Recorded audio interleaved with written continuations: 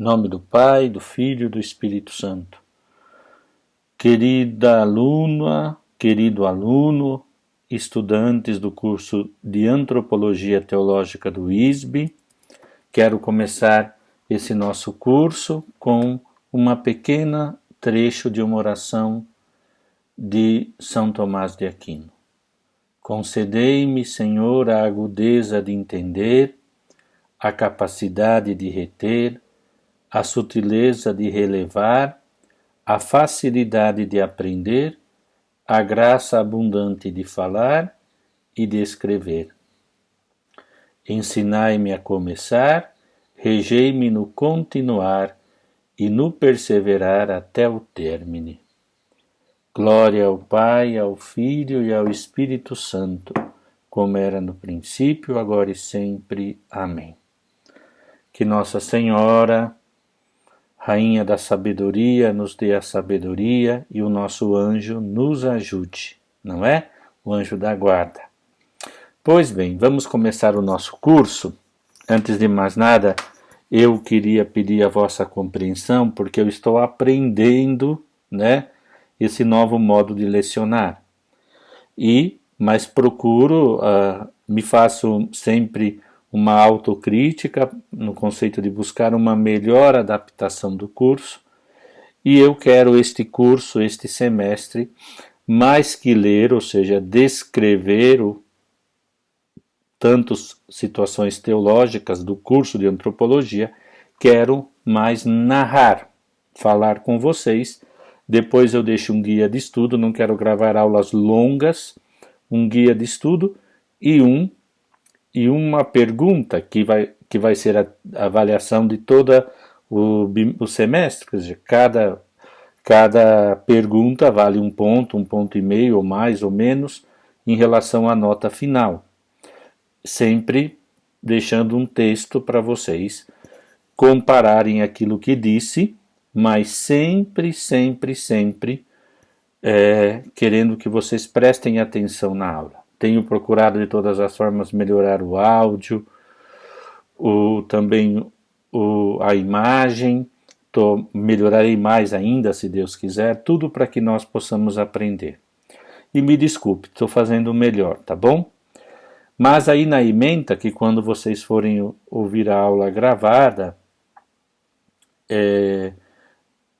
tenham em mãos, diz assim: a ementa que nos é dado pelo ISB, Teologia da Criação e História, Teologia, Antropologia e Cosmologia, a Criação na Antiga e Nova Aliança, a Criação do Nada e a Criação Continuada, o Sentido Teológico e o Escatológico da Criação, a Espiritualidade da Criação, Concepções Hebraicas e Gregas do Ser Humano, a Unidade do Ser Humano, o ser humano enquanto criatura, imagem e semelhança de Deus, o pecado original na condição humana, visões patrística e do magistério da Igreja sobre o pecado original, considerações catequéticas e pastorais sobre a criação, ser humano e pecado original. Tanta coisa, né?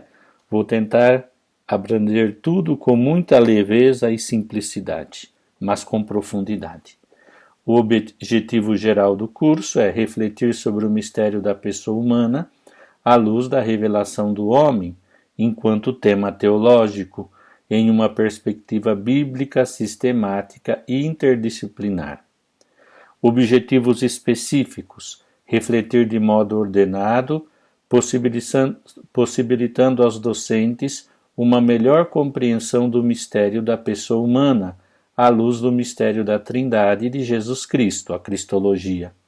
Fornecer conhecimentos teológicos que contribuam para o diálogo com o homem do tempo presente, ressaltando neles os elementos compatíveis com a visão cristã do homem.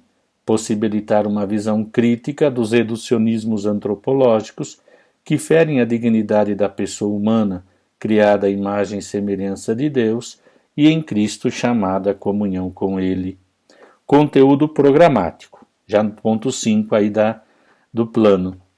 Introdução geral, delimitação e notas históricas, teologia da criação, o homem imagem de Deus, a questão do sobrenatural, o pecado original, a graça, a consumação escatológica. Depois temos aí metodologia do ensino. Claro que esse método seria o presencial, mas que eu estou adaptando com isso, com aulas narrativas, né? São aulas expositivas, dialogadas, discussão e comentários a partir de materiais bibliográficos, estudos dirigidos, leituras, etc. Como falei, a avaliação se dará pela somatória das várias atividades solicitadas pelo professor ao final de cada aula, com vistas à civilização do conteúdo ministrado e ao melhor aproveitamento do espaço de educação remota. Porque isso aqui é educação remota, não é EAD. No nosso método é presencial, que devido à pandemia se tornou remoto. Educação remota, perdão. E a bibliografia. Então, a bibliografia básica, 2 livros, Ladária, Introdução à Antropologia Teológica, que tem aqui o resumo do resumo e ao mesmo tempo Ladária é o Ladária nesta área. E este livro, que eu gosto muito desse autor brasileiro, Urbano Zilles, Antropologia Teológica, tá bom? E temos aqui a bibliografia complementar de Henri Louis de La Pen, O Dom de Deus, dele mesmo A Teologia da Criação, Garcia Rubio, Elementos de Antropologia Teológica, Garcia Rubio, Unidade na Pluralidade, e do Mundinho, Antropologia Teológica, tá bom? Então, eu vou procurar ser bem narrativo, tá? Mas ao mesmo tempo aprofundar um pouco. Vou ler alguma coisa só para não me perder. O trabalhozinho que vocês terão vai ser definir ao seu modo, de modo pessoal, o que você entende por antropologia teológica. Após a aula, o que nós iremos estudar? É uma pergunta que estará nessa... Não? Então vamos, se antropologia é estudo do homem, eu vou começar a refletir com vocês um pouquinho. O nosso querido Ladária, por exemplo, ele delimita o conceito. E ele diz assim uma frase que depois eu espero comentar convosco. Desculpe. Diz assim: pode-se falar do homem e de fato dele se fala sobre muitos pontos de vista. Filosófico, psicológico, médico, sociológico. Interessante? Com licença, deixa eu só desligar o tablet aqui que ele está me atrapalhando. Eu espero que você comece a conversar comigo de modo virtual, tá bom? Diz assim: mas tornou-se em muitos casos um termo equívoco, não unívoco, porque se fala muito sobre antropologia. Nesse sentido aqui, Ladária não, Zilles, Urbano Zilles, tem uma frase que diz assim: as muitas imagens do homem criado no passado pelo próprio homem são parciais.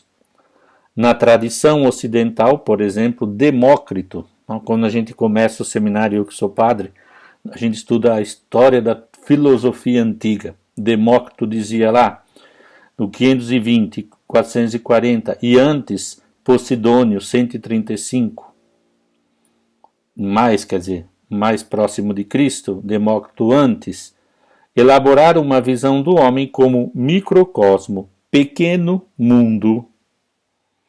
Depois, vocês sabem que Leibniz, Schelling harmonizam todos esses conceitos. Mas, o Renascimento, por exemplo, não vou dar história, só para que vocês saibam que o tema é muito abrangente, então vamos ver para resumir. O homem como indivíduo no Renascimento, não? Revolução Francesa, se vê também nesse momento o homem na sua realidade individual, única. Temos no extremo, por exemplo, mais próximo a nós, Karl Marx, que formulou a tese do homem como um ser social, lembram? Do trabalho enquanto matéria, etc. Todas aquelas junções de conceitos. E o que se percebe disso? Que há sempre uma forma reducionista. E aqui não é uma crítica, mas é reduz, não? Fecha-se a questão muito mais estreita, porque o homem é um microeconômico, é um ser social, não é? Alguns quererão dizer, não sei se é verdade, que depois da psicanálise se compreenderá o homem a partir da sexualidade somente, na busca do prazer, tudo muito limitado, porque se viesse aqui um especialista em Leibniz, um especialista em filosofia a história da filosofia antiga, diria, não, mas ele não disse só isso, Demócrito, por exemplo, disse mais sobre o homem. Mas o que vale dizer é que houve uma certa finalização, dado porque também cada ciência tem um objeto material e formal de estudo. Isso nós não podemos deixar de reconhecer.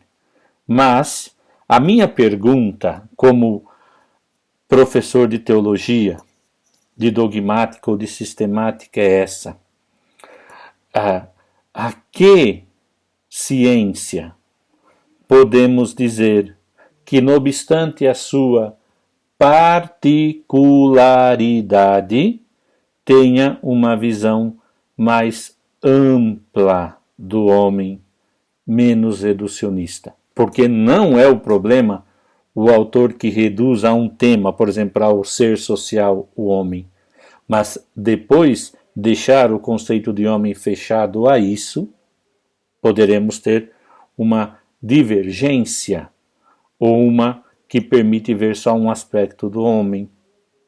Mesma coisa da medicina, e a medicina com todos os seus ramos. Imagina como confrontar o homem, me vem uma ideia um pouquinho boba, mas a cardiologia com a psiquiatria. Não podemos, acho que ninguém hoje ousa tratar o homem separado, como se fosse uma junção de caixinhas, de esquemas. Mas a minha pergunta é essa: ainda hoje temos no mundo, naquilo que chamamos mundo, que é a nossa realidade histórica, social e ao mesmo tempo subjetiva, religiosa, no âmbito das ciências religiosas, uma visão do homem mais ampla e mais coordenada? Será que nós podemos dizer que o homem é uma realidade psicossomática, mas também uma realidade espiritual? Como entender isso? Então aqui vem de novo o nosso querido Ladária, e ele diz uma coisa que eu gostaria de ler convosco. Diz assim: mas isso não basta. Precisamos deixar claro, e isso sem dúvida é muito importante, o ponto de vista a partir do qual procuramos abordá-lo. E aqui eu faço um comentário com vocês, que puxo a sardinha para o meu lado e para o seu. Estamos fazendo teologia. O que nós aprendemos na teologia fundamental, que seria sinônimo da teologia da revelação? O que entendemos por Dei Verbum, a palavra de Deus? Não entendemos só o livro, a Bíblia. Nós entendemos que Deus se revelou, fez história. Ao passo da criação natural, temos as intervenções de Deus, que nós lembramos quando aprendíamos no catecismo, né? As grandes etapas da história da salvação. Me lembro que tinha um livrinho que falava: Deus criou o homem pecou, mas Deus não o abandonou. E aí começa a contar essa história da proximidade de Deus: Abraão, Isaac, Jacó, Moisés, libertação do Egito, terra prometida, Josué, juízes, reis, Davi, etc, etc, a sabedoria, os profetas, depois a sabedoria propriamente dita, os profetas menores, a vinda de Cristo, a plenitude dos tempos. Deus fez história que está positivada, resumida na Sagrada Escritura. Conjuntamente nós estudamos o papel, a importância dos padres até o 8º século. Também percebíamos a importância, lembra, de entender o papel da igreja. O que é a igreja? Sacramento, sinal de união, o que é a igreja, corpo de Cristo, o que é a igreja, casa de Deus, etc, etc, que cada um pode formular. Lembram-se? Isso é muito importante, sem dizer que essa imagem nos leva a entender o papel da igreja no mundo, mas dizer também que a igreja, através do magistério, do Santo Padre Papa, dos bispos, e através da vida da igreja, a tradição, muito mais que a tradição do livro, é a religião da palavra de Deus que continua agindo e falando. Nesse sentido, gostaria que vocês entendessem a profundidade quando eu falo teologia. E com todo o respeito, se nós esquecermos aquilo que temos aprendido no curso de Teologia Fundamental, pouco poderíamos falar na sua acepção mais profunda da teologia.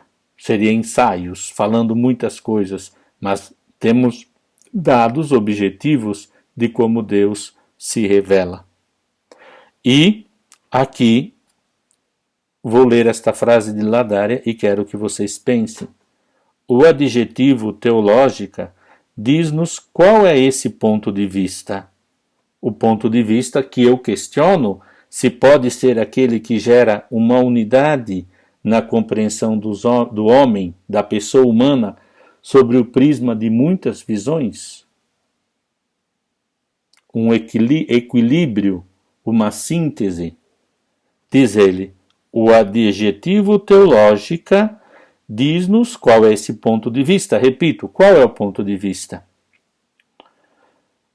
Trata-se do homem, o que o homem é em sua relação com o Deus unitrino, revelado em Cristo. Ao mesmo tempo, indica-nos, pelo menos em linhas gerais, o método que precisamos seguir para alcançar o objetivo. Aqui ele responde a minha questão. O estudo da revelação cristã. O estudo da revelação cristã. Então, eu perguntarei para vocês o que é antropologia teológica ou o que estudaremos na antropologia teológica, diz aqui. É aquela disciplina ou ainda aquela melhor parte ou setor da teologia dogmática que nos ensina o que somos à luz de Jesus Cristo, revelador de Deus.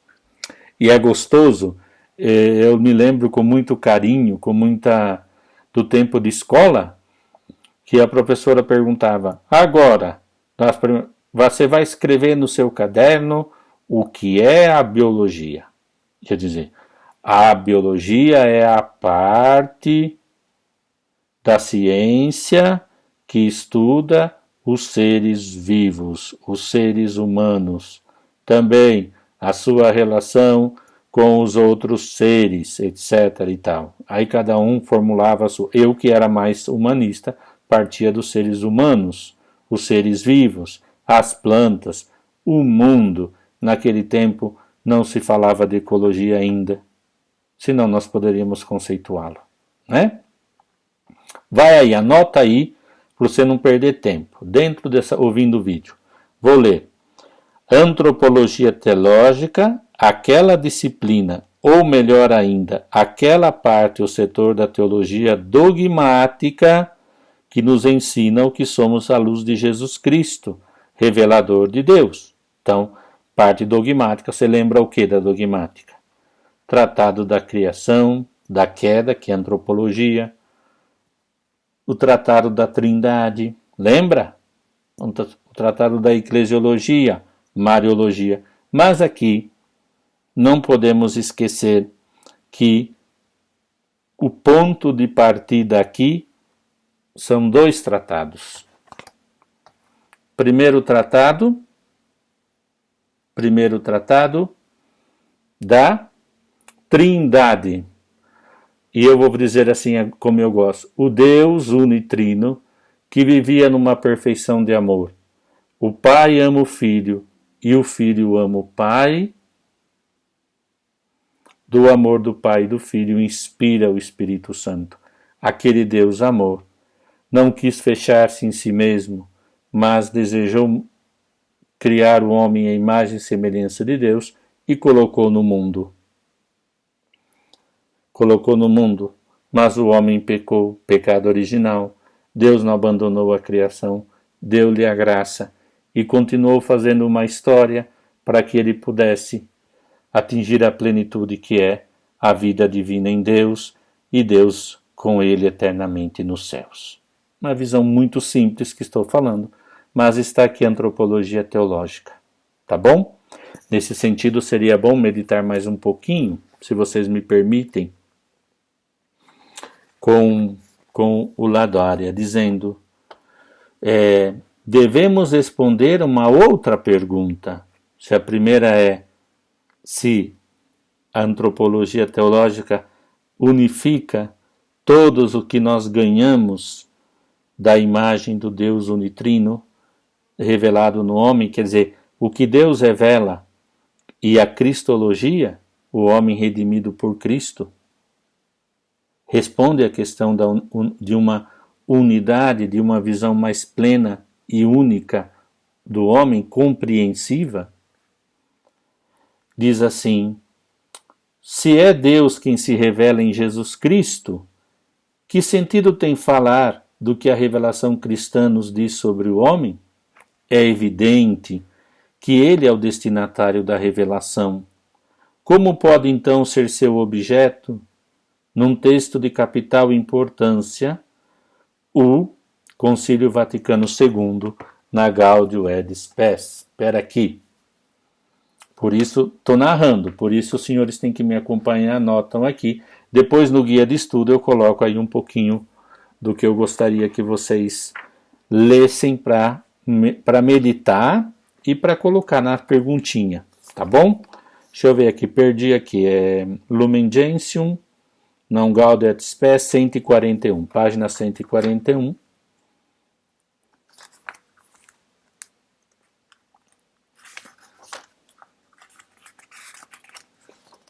Número 22. Cristo, homem novo. Daqui eu vou ler um trechinho, hein? Depois as senhores e as senhoras vão meditar um pouquinho. Na realidade, o mistério do homem só se torna claro verdadeiramente no mistério do Verbo encarnado. Com efeito, Adão, o primeiro homem, era a figura daquele que haveria de vir, isto é, de Cristo Senhor, novo Adão, na mesma revelação do mistério do Pai e de seu amor. Cristo manifesta plenamente o homem ao próprio homem. Ele descobre a sua altíssima vocação. Não é, portanto, de se admirar que em Cristo estas verdades encontrem sua fonte e seu ápice. Ele é a imagem do Deus invisível. Está aqui. Somente Cristo revela ao homem o que o próprio homem é. E não se esqueçam que, para aprofundar todos esses temas de modo muito querido, nós pedimos ao Senhor o dom da fé, não é? Senão nós vamos começar a se perder. Não que nós não podemos interagir com as outras fontes. Nesse sentido, eu escolhi também esse livrinho do Zides,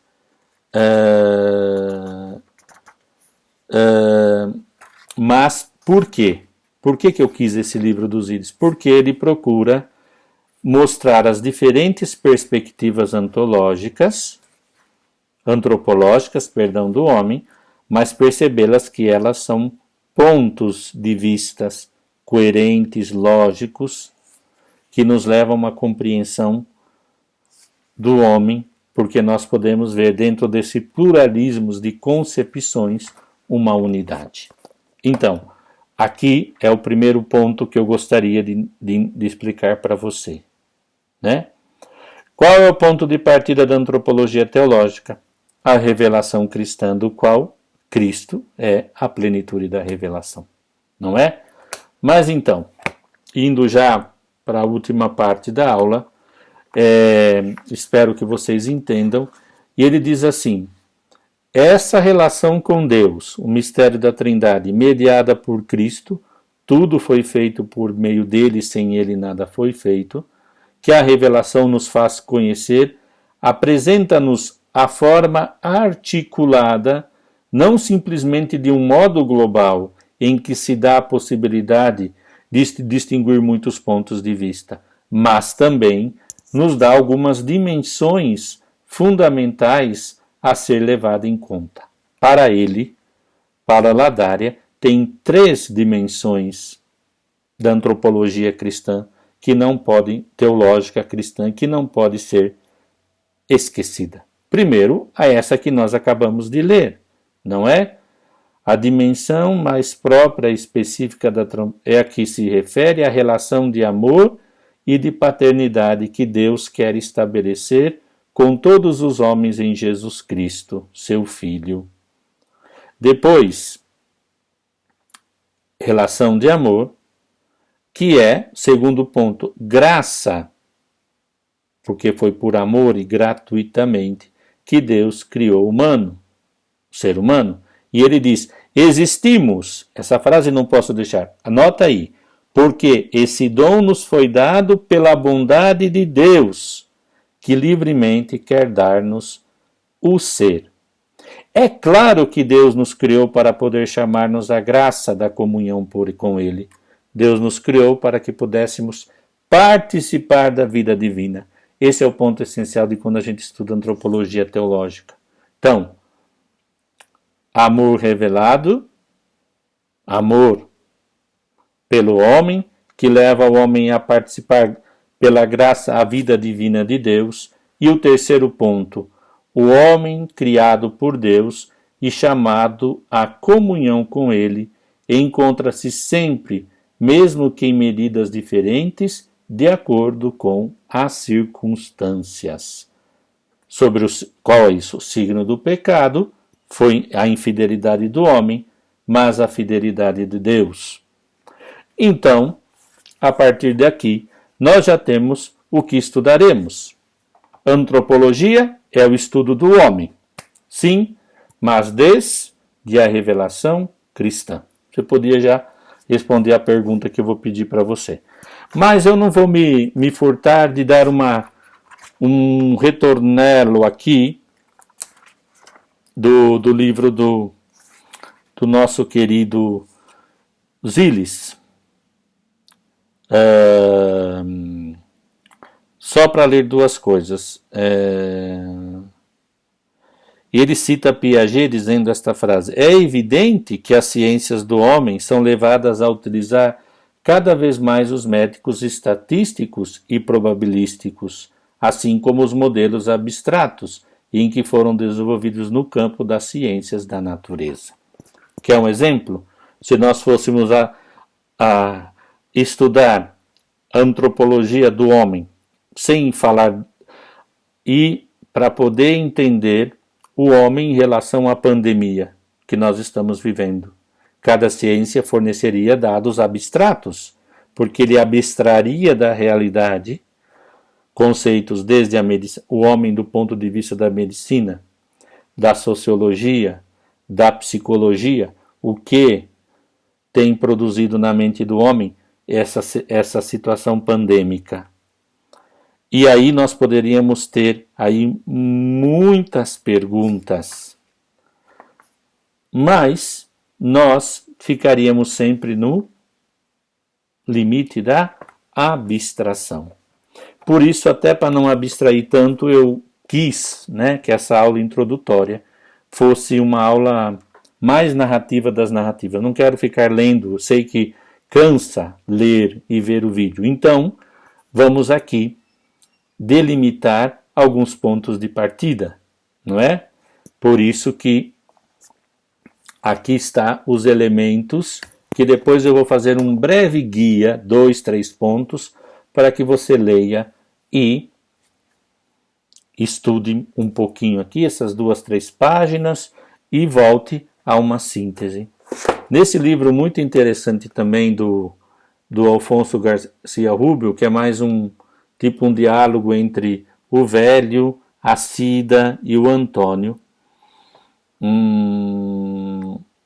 ele fala algumas coisas muito interessantes. Gostaria de ler. Ele mostra como toda a visão filosófica foi formando,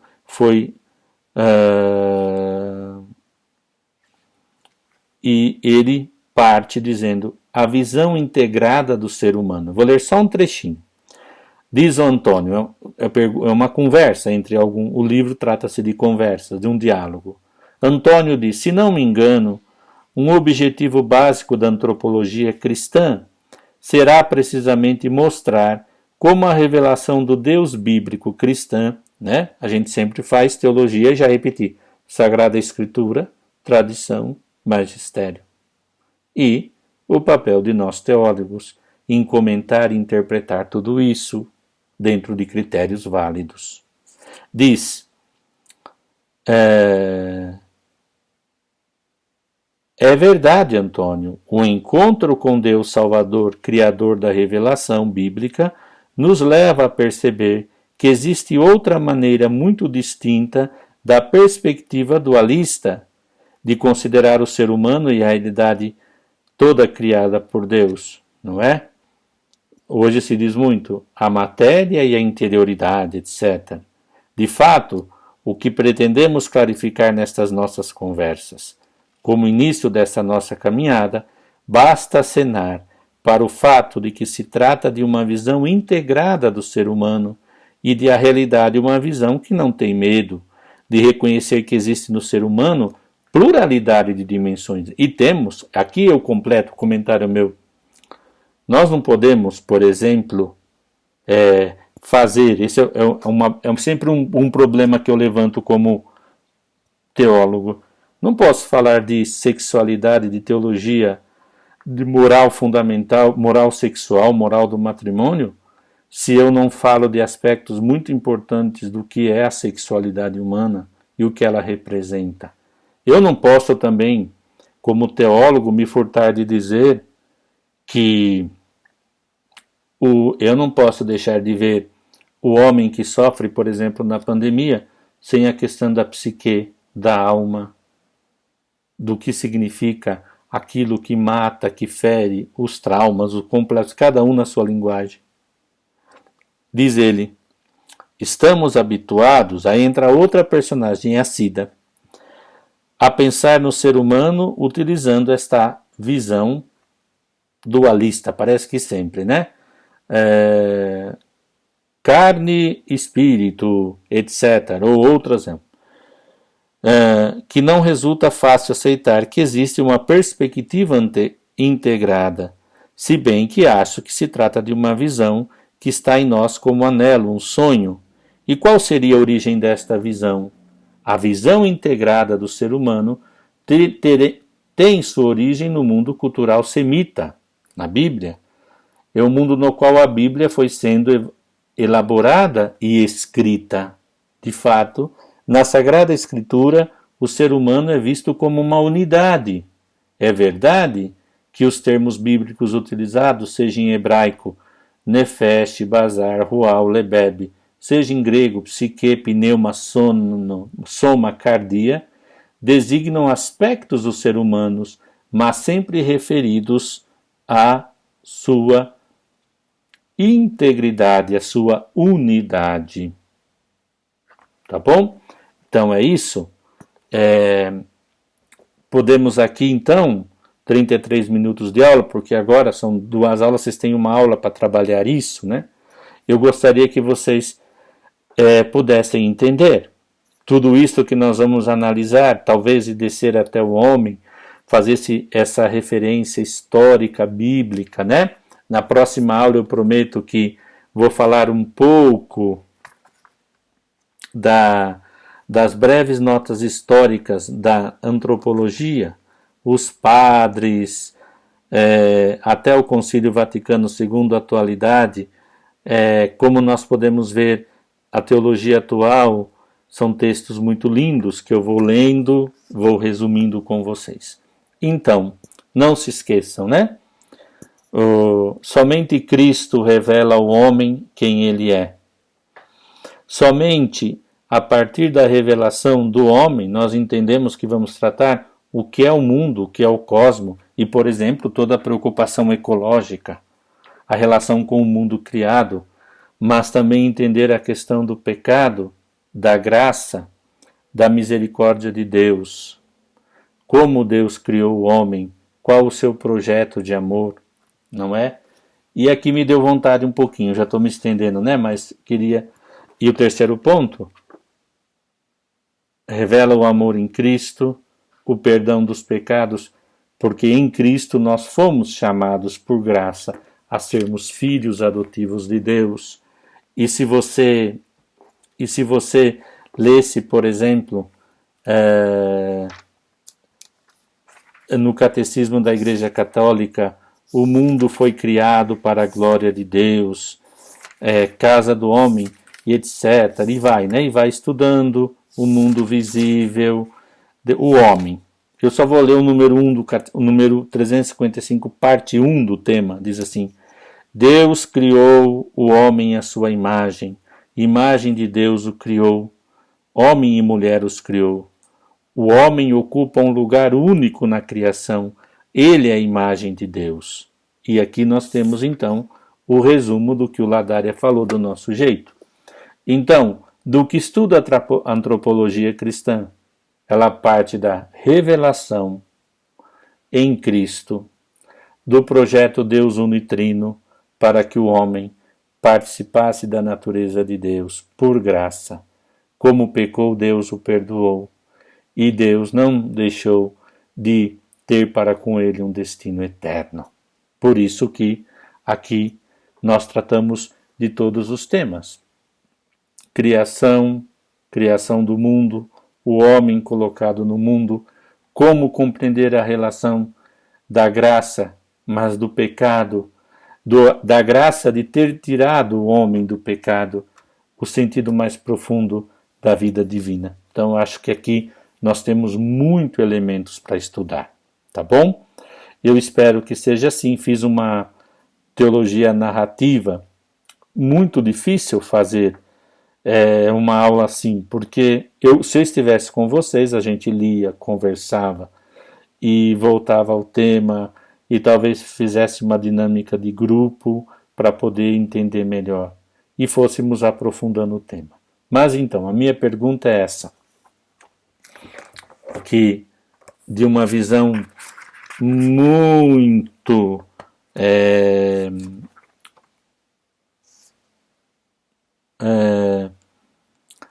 muito séria da questão antropológica, e aqui repito mais uma vez, repetindo, voltando, falando disso.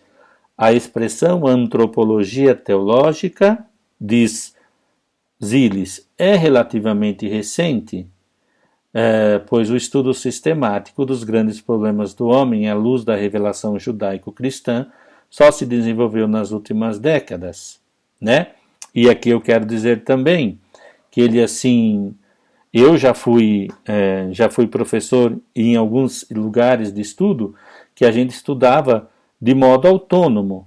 Primeiro, a gente estudava protologia.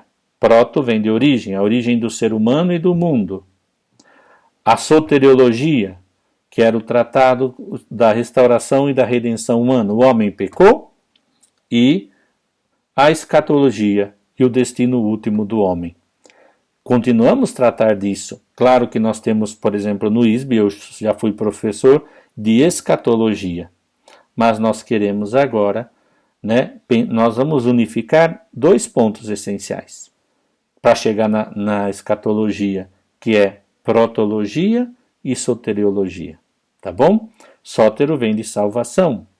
Tudo isso para que vocês possam começar com muita tranquilidade e muita paz, procurar entender a antropologia teológica, parte da revelação do Deus amor em Cristo, tá bom?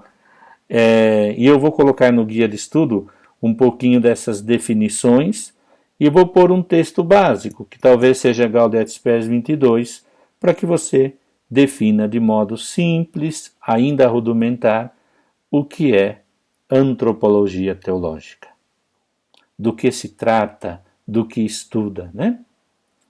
Então, entra um tema